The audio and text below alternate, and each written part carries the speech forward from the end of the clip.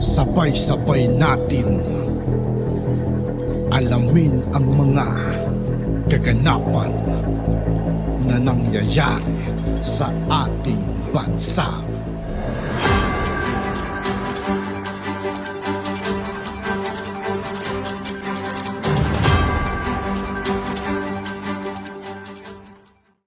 Yo, what's up mga kaibigan? This is Aitoke po again. Ngayon, nandito naman ulit tayo sa channel ni News PH. Dito naman ulit tayo magbibigay ng komento at reaksyon. Kaya samahan nyo ako guys. Let's go! Na natin to si First Lady. Maganda naman yung gusto niyang sabihin, no? Basahin po natin. Hindi na po uso ang paninira. Hindi na po uso ang pambabatikos at mga salitang napakasakit. Hindi ganun ng Pilipino. Rich or poor, may class naman tayo ng kaunti. Okay, wala pong problema dun sa class, no? Pero yung pagkakasabi niyo po ng may class, ano po yan, anti-mahirap po yan. No? Hindi po namin naunawaan pag sinabing class. Kasi actually, yung salitang may class naman, di ba? Inuuri nyo na yung tao niyan. Mahirap kasi kayo, kaya ganyan. Anyways, ayoko po kayong pulaan dahil sa pagkakasabi nyo. Siguro yung mensahe, no? Mensahe ni First Lady, unawain natin. Alam po ninyo, First Lady, masarap pong pakinggan yan. Pero sana nauuna na hindi po mga vlogger yung may kahinaan po yung inat, no? Hindi po vlogger, lahat ng vlogger. Ilang vlogger po yan. Mas maganda siguro yung ilang vlogger na nagtatali-talinuhan pero mga bugok. Dapat po sila nangunguna dyan na sumunod sa inyo, no? Sasaktan po kami tuwing tatawaging si Digong, Maudigong, no? Pang-insulto po yun sa aming Pangulo, sa Pangulo ng Pilipinas. Kasi ang sinasabi nila, di ba? Ang sinasabi si Digong ay under ng China, no? Parang walang kakayahan si Tatay Digong na patakbuhin yung Pilipinas kung hindi dahil sa China, etc. No? 6 na taon na naglingkod ng tapat yung aming presidente. Sana magsimula sa mga supporter po ninyo yung sinasabi ninyo. Anyway, pero alam niyo po, masakit pong tanggapin yan, pero ganyan po talaga yung demokrasya. Hindi po pwedeng walang batikosan. Hindi na po demokrasya yun kung aayon lang ang lahat ng tao. No? Normal po sa demokrasya na pag yung mamamayan ay may nakikitang pagkakamali, alimbawa po, ito, kitang-kita naman natin, no? Na yung PI na yan, yung People's Initiative, halata namang hindi po People's Initiative, kundi Politicians Initiative. Hindi po pwedeng hindi kumibo ang mamamayan. Normal po yan sa isang demokratikong bansa. Kung ayaw nyo po ng batikosan, yung mga diktador po, di ba? Mga diktador lang po yung makakaisip. Kahit nga po sa panahon ni Tatay Digong, hinahayaan niya lang po. Pero may karapatan din, no? Kayo po, may karapatan po kayong sumagot. Katulad po ni Tatay Digong noon. Si Tatay Digong nga, 6 na taon. Kauupo-upo pa lang, hindi pa po nag-iinit ng pwesto, may bumabatikos na eh. Kauupo pa lang ni Pangulong Duterte noon, may Aus Duterte na eh. Di po ba? Pero hindi po niya pinakulong si Leni, hindi po niya ginawa ng ibang kaso po yung kay Dilima. May kaso si Trillanes, nakita niyo naman, hindi naman nakulong. Lahat ng bumabatikos, si Kiko, si Leni, lahat po ng bumabatikos, hindi naman napapakulong. Normal po sa demokrasya yung may kumukontra, yung may bumabatikos. Sa mga diktadorya lang po, bawal bumatikos. Kaya lang, pagkakaiba po ni Pangulong Duterte, sinasagot niya yung mga batikos sa kanya, kaya naliliwanagan kaming mga tao. Yun po ang isa sa kinabilib namin kay Pangulong Duterte. Pag binabatikos po siya, hindi po siya nananahimik lang at hinahayaan lang na lumipas. No? Lilipas din yung batikos na yan, hindi po. Sinasagot po ni Pangulong Duterte, kaya mahal na mahal namin siya. Hindi po kami nalilito. No? Pag binatikos siya, sasagutin.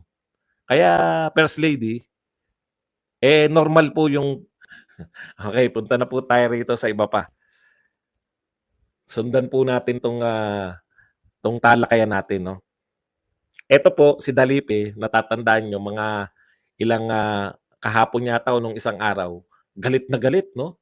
Galit na galit si Dalipe. Sabi niya, kailangan kasi dinedelay daw ng mga senador yung alam niyo po ang pinalalabas nila. Dito ko nahihiwagaan. Ang pinalalabas nito mga congressman at mga nagsusulong ng tiyatya, parang hindi uusad ang Pilipinas kung hindi tayo magtiyatya. Hindi uusad ang Pilipinas kung hindi natin babaguhin ng konstitusyon.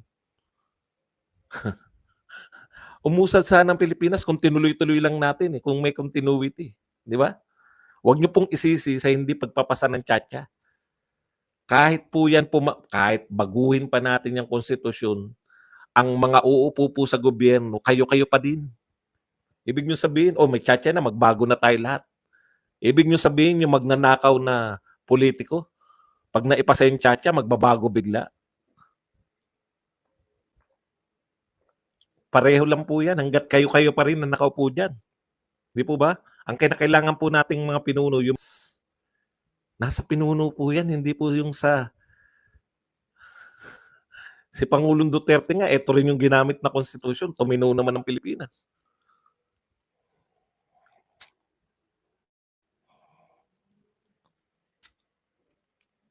Okay.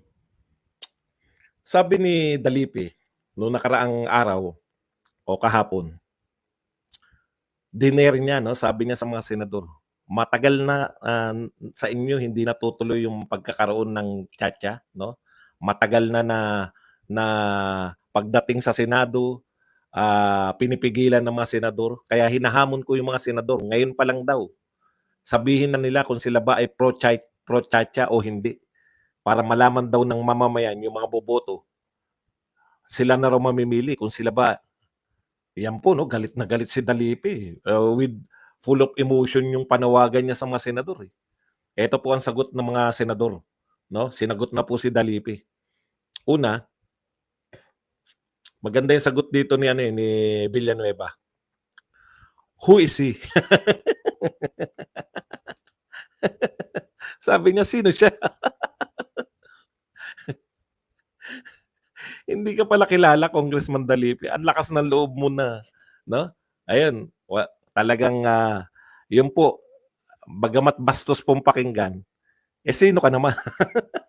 Parang sinabi ni Senator Villanueva, sino ka naman? Bakit mo kami, yun po yung keyword dun. Bakit? Alam nyo, ngayon lang po sa history po ng Congress, ngayon lang po ako nakarinig ng mga congressman na inuutusan yung mga senador. Never pa po nangyari yan sa history ng Pilipinas. Hindi ko po minamalit yung mga congressman. Pero sa boto na lang po, yung mandate ng tao, yung kulelat pong senador, 15 million. Ilan po yung boto ng pinakamataas na congressman? Baka 200,000, wala pong 1 milyon. No? Sa mandate po ng tao, mas mataas talaga yung binigay. Tapos sasabihin nyo po na uutusan nyo yung mga senador na ganito gawin nila. For the first time, ngayon lang pong Congress na to, nakikita natin na mas makapangyarihan yung mga congressman kaysa sa mga senador. Matatapang naman pagdating sa mga, ang tatapang naman po pagdating po sa mga hearing, Senate hearing. Akala mo mga akusado lahat eh. Pagbibintangan na corrupt kayo, kahit walang ebidensya. Ganito uso sa Senado eh. Corrupt kayo, patunayan mo next meeting na hindi ka corrupt. Siya na nag-akusa, ang magpapatunay pa, si Tulfo na yung nag-akusa na corrupt si Galvez. Si Galvez pa yung magsasabi, magpapatunay na hindi siya corrupt. Walang walang binibigay Anyways, ang tatapang nyo individually, pero kayang-kaya kayong duruin ng mga congressman. Ang lalakas ng loob. Parang nahihinaan po tayo. Kinwestiyon po nila yung remarks ni Dalipi. Sabi po ni Angara, how can senators lay down their positions when the hearing have just begun, where we can listen to experts? Hindi pa po sila nagsisimula ng hearing. Ang lagi pong sinasabi nitong mga congressman, tapos na kami. Tapos na kami. Nagtrabaho kasi kami. Hindi po. Tapos na kayo dahil kung ano yung sinabi ng inyong speaker, sunod lang kayo. Malaki po pagkakaiba. Pag ikaw po, binoto ka ng 15 million, hindi lang po yung speaker, yung Senate President may pananagutan ka sa mga taong bumoto sa'yo. Kinakailangan yung makinig. Totoo yun. Nakuha nyo po yung pagkakaiba? Yung kayo, distrito lang Kung ilan lang yung bumoto sa inyo, ang dali po nun Ito po, buong Pilipinas po, kinakailangan nilang pakinggan. Yan po pagkakaiba ng senador at congressman. Ito po, unahin na natin. At yun nga po mga kaibigan, dito po nagtatapos ang ating reaction video. Muli ako po si I2K ng Sundalo ng Tunggalo. Maraming salamat sa patuloy na pagsuporta. Yeah, peace out.